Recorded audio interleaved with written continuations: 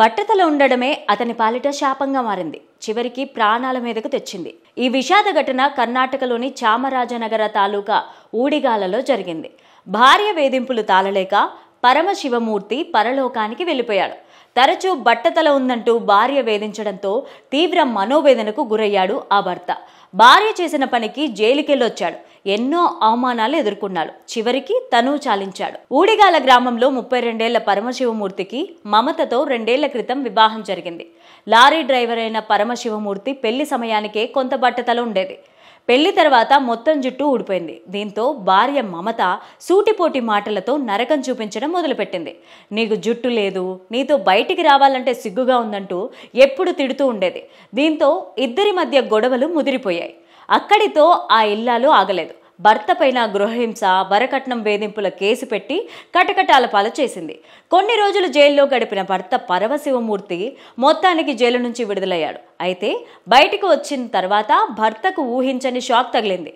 భార్య మమత సోషల్ మీడియాలో single status పెట్టడం చూసి మళ్ళీ ఆందోళన చెందాడు. అంతేకాకుండా పిచ్చి పిచ్చి రీల్స్ చేస్తూ పిచ్చెక్కించేసింది.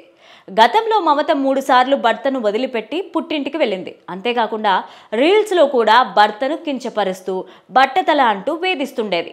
భార్య మమత తీరుతో తీవ్ర మనస్తాపానికి గురైన భర్త పరమశివమూర్తి సూసైడ్ నోట్ రాసి పెట్టి ఉరివేసుకున్నాడు.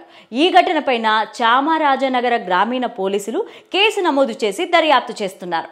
మమత తనను మానసికంగా, శారీరకంగా వేధించిందని, దుస్తులు, నగలు, ఇల్లు కావాలని టార్చర్ చేసిందని లో రాశాడు. అంతేకాకుండా స్నేహితుల్లో పరువు తీసేదని, తనతో బయటికి రావద్దని దూరం పెట్టేదని వాపోయాడు. చివరికి జైలు శిక్ష కూడా అనుభవించాల్సిన పరిస్థితి వచ్చిందంటూ సూసైడ్ నోట్లో తన బాధ చెప్పుకున్నాడు పరమశివమూర్తి. ఈ ఘటన స్థానికంగా అందరినీ కలిచివేస్తోంది. భార్యలను టార్చర్ చేసి ప్రాణాలు తీస్తున్న భర్తలను చూశామని, కేవలం బట్టతల ఉందని ఇంతలా భర్తను మానసిక వేదనకు గురిచేసిన భార్యలను చూడలేదంటూ అంతా ఆశ్చర్యానికి గురవుతున్నారు. నిందితురాలు మమతపై కఠిన చర్యలు తీసుకోవాలని కోరుతున్నారు.